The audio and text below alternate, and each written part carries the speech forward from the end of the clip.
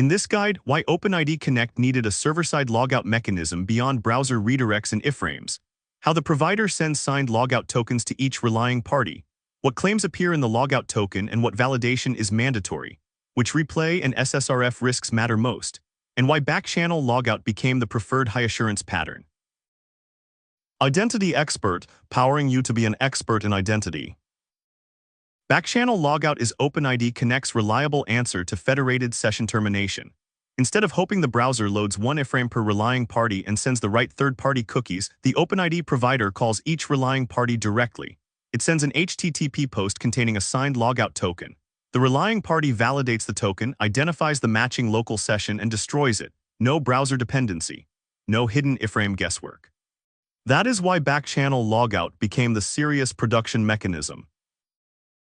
Think of backchannel logout like a dispatch center calling every building directly after a security incident.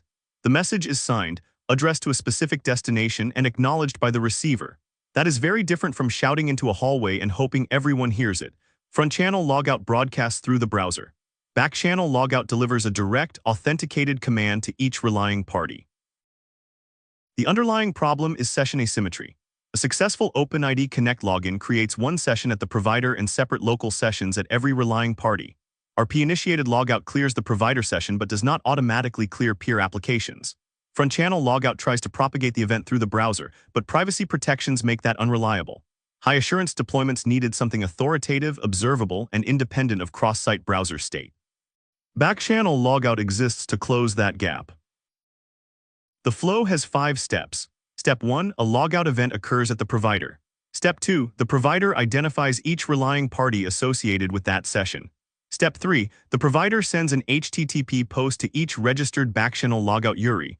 Step 4, the request contains a signed JWT called the logout token.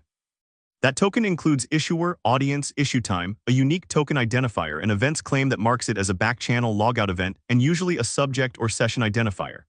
Step 5.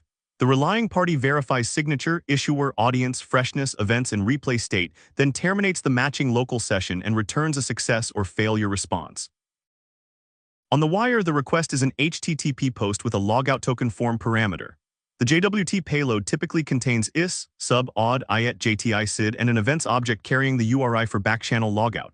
The relying party must reject the token if the events claim is missing, if nonce is present, if audience does not match, or if JTI was already seen. That last check matters because the logout token is a control message.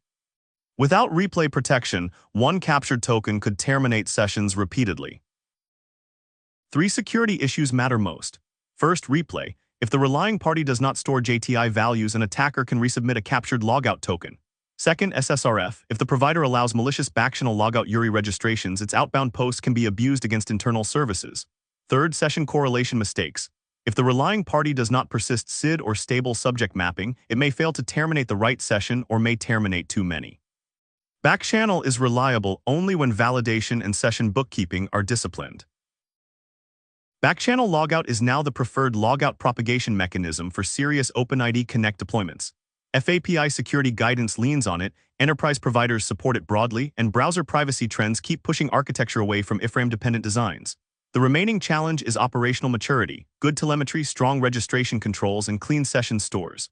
The protocol direction is settled. Reliability moved server-side.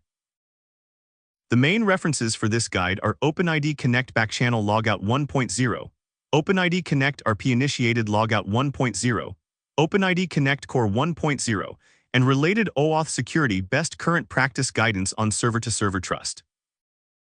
Thanks for watching. Subscribe to Identity Expert for more deep dives into OIDC logout, session control, and federated identity security.